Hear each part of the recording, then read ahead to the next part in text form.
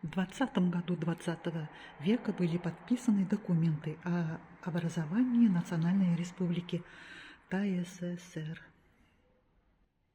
Были различные варианты создания Национальной Республики, учитывая национальные факторы, учитывая религиозные факторы. И вот одним из вариантов было создание Татаро-Башкирской республики между Волгой и Уралом. Лидерами этого движения были вот эти товарищи. Фотографию мы видим.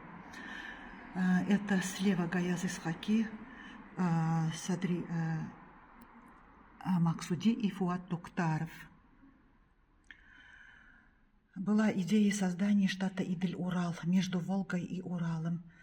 Но эти деятели, общественно-политические деятели, после уже эмигрировали в Турцию. Гаяз Исхаки, прекрасный татарский писатель, прозаик, общественный деятель, совершает путешествия по Корее, по Японии, по Европе, занимается общественной деятельностью, но в то же время он и прозаик. Живет он в Анкаре, умер в Стамбуле в середине 20 века. И вот после уже в конце 20-го, начале 21 века привезли из Турции мемориальные вещи Гаяза Исхаки.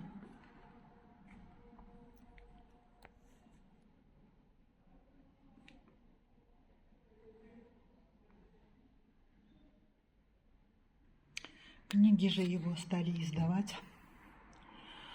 после 90-х годов. В советское время не издавались замечательные его произведения.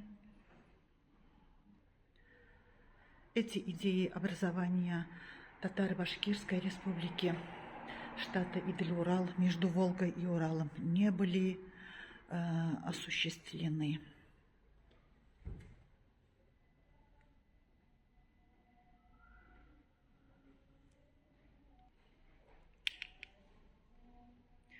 Гаяз Исхаки – прекрасный писатель конца 19-го, начала 20 веков, который описывает в своих произведениях жизнь татар в деревне.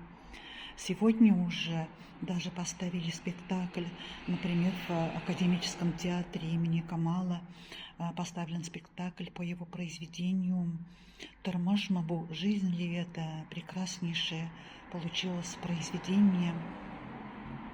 От первого лица повествование идет от имени Шакирда, да, но какой динамичный, интересный спектакль получился в Академическом театре.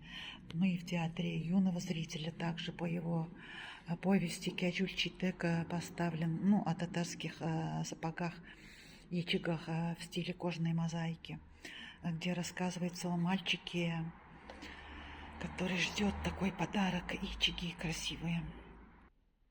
Гаяз Исхаки был очень уважаемой личностью до революции.